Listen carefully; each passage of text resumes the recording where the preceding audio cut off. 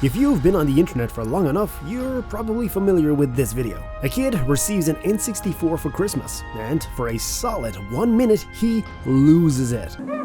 Released in 1996, the Nintendo 64, or N64, was one of Nintendo's biggest console releases and had over 33 million units sold over the course of its production. It was the first console to feature 3D graphics and the first system to have a controller with an analog stick. Overall, the N64 was groundbreaking and has paved the way for future consoles of today. The console war had raged since the 1970s, with the first batch of home consoles vying for a place of honor below the family TV. Nintendo had joined that war, coming into the American market with an amazing force and quickly becoming unstoppable. Despite other forces, such as Sony and Sega, competing in the market, Nintendo had pretty much free reign of the American video game industry from 1985 to 1989. The Sega Genesis and Super Nintendo were the two main players in North America, with both consoles waging a war for the hearts and minds of American children and their parents' checkbooks. While new systems would enter the fight, showing new trends in gaming with the addition of full 3D options that were visually impressive, their hefty price tag didn't appeal to the market. And so, it wasn't until the year 1994 that the main focus of the home console market shifted towards 3D. Sega released the Saturn, a system that dominated the market all the way until Sony decided to enter with their PlayStation, absolutely demolishing Sega's new 3D console. In that entire fight though,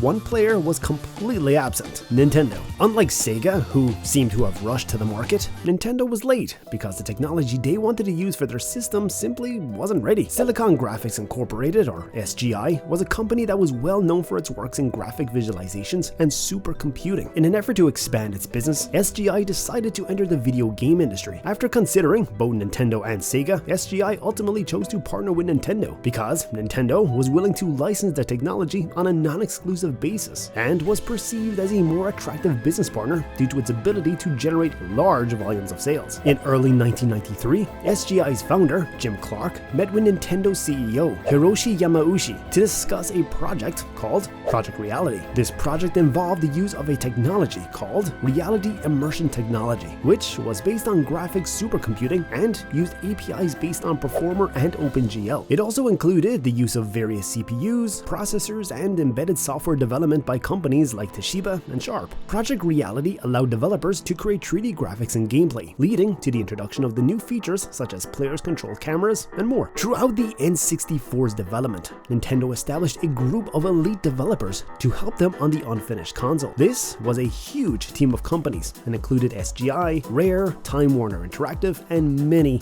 more. The roster was somewhere between 10 to 20 corporations and was dubbed the Dream Team. This team went on to design the N64, as well as other features such as the system's game controller. This controller was a SNES controller modified to have a Z-trigger and an analog joystick. The Dream Team often helped by prototyping games and finalizing the console hardware. The Dream Team also helped in creating content for the N64, such as LucasArts developers porting Star Wars games to the console. The N64 was groundbreaking in that it was the first 64-bit processor console. Originally named the Ultra 64 in development, this name was later scrapped because there could be potential trademark issues with Konami's ownership of the Ultra Games trademark. While this was confirmed false by Nintendo, they did want to market the console with a single worldwide brand and logo for the console. Nintendo wanted to drive the point home that the N64 was the first of its kind and wanted to emphasize the power behind the console. As a result, it was called the Nintendo 64. The prefix for the model numbering scheme for hardware and software across the platform was NUS, which was a reference to the original name of the Nintendo Ultra 64. Unlike competing consoles, Nintendo rejected the use of optical discs for their newest console and stuck to the tried and true cartridge route, disappointing both fans and developers due to cartridges at the time having significantly less storage and greater manufacturing costs. This, combined with Nintendo's draconian reputation for censorship,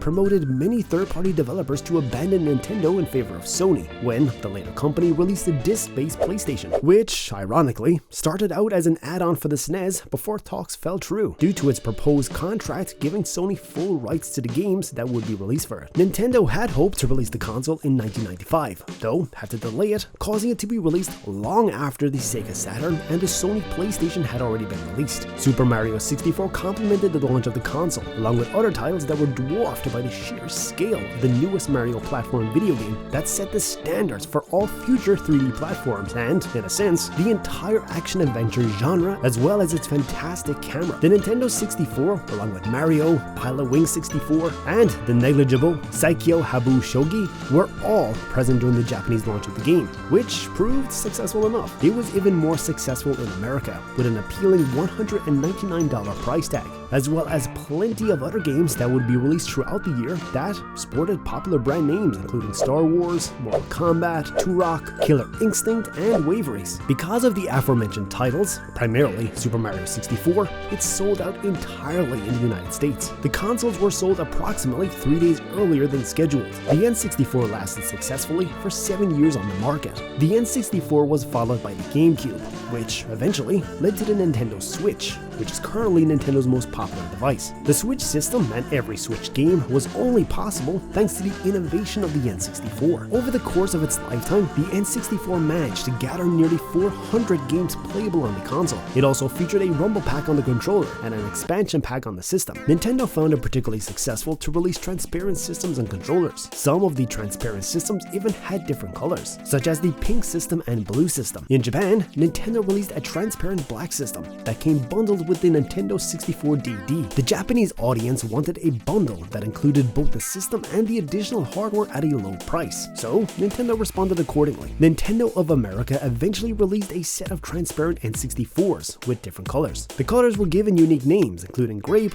watermelon, fire, smoke, jungle green, and ice. Additionally, Nintendo released a special gold Nintendo 64 for the launch of Legend of Zelda: Ocarina of Time. With a total of 19 different console colors, it's no wonder that the N64 has become legendary. At the time, the N64 was the only true 64-bit system, and the first with built-in 4-player gaming. Games such as Super Mario 64, The Legend of Zelda: Ocarina of Time, Mario Kart 64, Star Fox 64, F-Zero X, Super Smash Bros., and of course, the legendary GoldenEye 007 helped the console sell over 32 million N64 systems worldwide, though it wasn't enough to surpass the PlayStation 1. Nevertheless, it did make its mark on history with its innovative controller and true 3D capabilities. The N64 is a console that is still loved by many fans to this day, some of them even getting as excited as the little kid in the clip at the beginning of this video. So if you're a bit of an older gamer like myself, were you excited about the console when it first came out? Let us know your thoughts and opinions on the N64 in the comment section below. And as always, if you enjoy this type of content, make sure to like the video and subscribe to our channel, and click that bell icon so you're notified every single time we post a new video,